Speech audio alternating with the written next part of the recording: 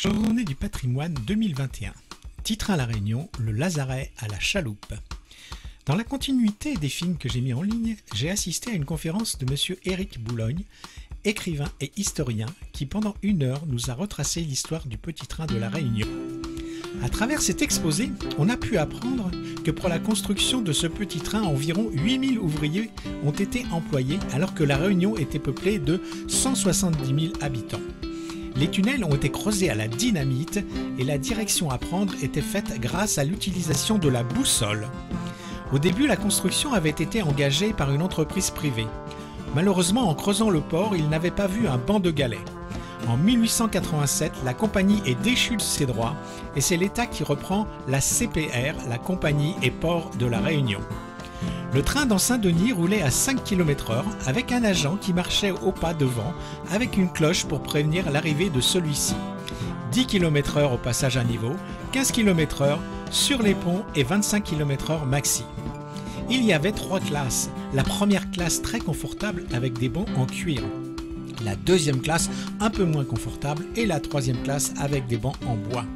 Saint-Gilles s'est développé grâce au chemin de fer et le train des Maries a fait son apparition. Les hommes qui travaillaient à Saint-Denis revenaient en fin de semaine rejoindre leurs femmes dans leur maison de villégiature. En 1940, le gouverneur est pétainiste et un blocus frappe La Réunion. Il n'y a plus de livraison de charbon pour les locomotives à vapeur. On abat très massivement des arbres pour alimenter ces locomotives. En 1946, La Réunion devient département et 3 mois après, le port et la CPR, qui devient CFR, sont séparés pour cause de lutte syndicale commune entre ces deux entités. Après la guerre, la route prend le dessus. Et maintenant, direction les lazarets de quarantaine. Le lazaret de la Grande Chaloupe fait partie de l'ensemble des sites de quarantaine érigés au XIXe siècle. Ces lieux d'isolement furent construits afin d'éviter la propagation d'épidémies sur des territoires accueillant des populations émigrantes, originaires de pays où sévissaient des maladies. La visite commence dans un des lazarets. Il comprenait la chambre des médecins, la pharmacie et la tisanerie.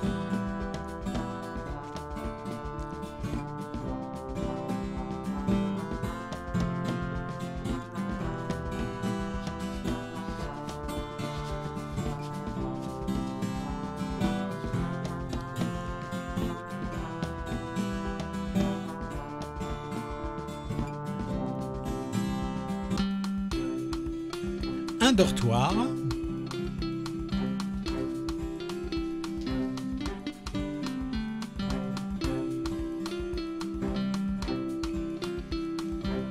une salle d'attente,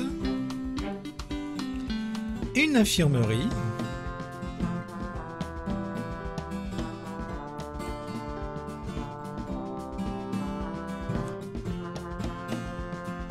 et une salle de bain. On poursuit avec une exposition des œuvres de Henri Maillot réalisées pendant le confinement.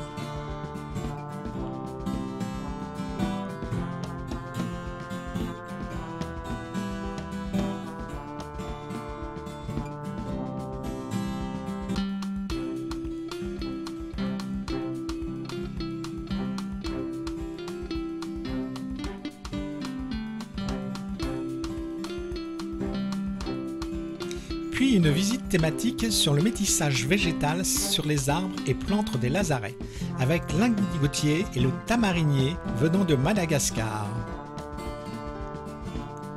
Le grain bébé et le riz venant d'Asie tropicale.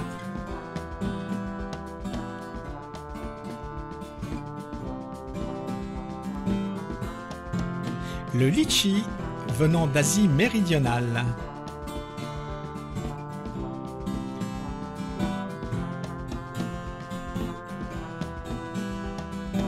Le jacquier originaire de l'Inde. Le bananier originaire du sud-est asiatique. Menu servi pour la première catégorie au lazaret.